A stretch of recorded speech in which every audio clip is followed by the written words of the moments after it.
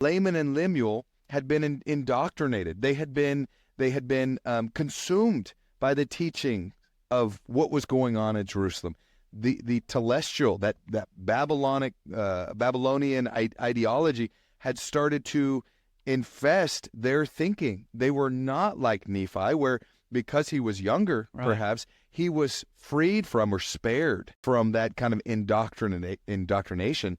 And so he was humble enough, at least, to say, hey, I do want to know. I'm not going to just cast this off. I want to know if what my dad received is legitimate, right? So as a warning to the rest of us, we need to make sure that we are building appropriate hedges and putting on the armor of God, and then also applying that to our children or those around us who we have influence and stewardship over, to ensure that they're not becoming captive to the world and what the world is teaching, the philosophies of man mingled with Scripture, right? Because once you get too deep into that, it's very difficult to come back and to develop a foundation where you can start to go down the path that Nephi is able to go down. So it's always better to start right so that you can end right, where Laman and Lemuel, they seem to be starting off on the wrong foot as part of this wilderness journey, because they already are kind of all in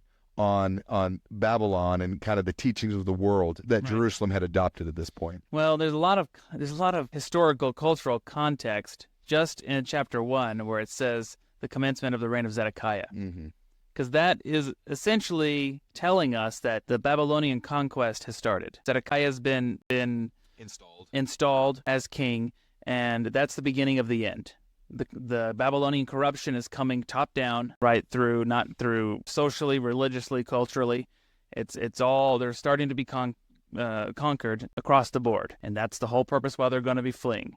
But Laman and Lemuel were older, so they were very much more within society. They had rationalized the things that were going on. Like you were saying, the Babylonian influence was already in society, and they were old enough to really be getting a healthy dose of it. Yep. And it had influenced them. Sam and Nephi, I guess, being younger, were a little more protected from that. Yeah. Well, that's, of course, very relatable to our day. 100%. Where, I mean, more and more every day, every year, right? We just have a more and more secular, curriculums at school and things where just the world is getting thrown at our youth in greater doses, right? There's more and more Babylon coming into our culture. And this is why President Nelson is saying we have to have a constant companionship of the Spirit in these coming days.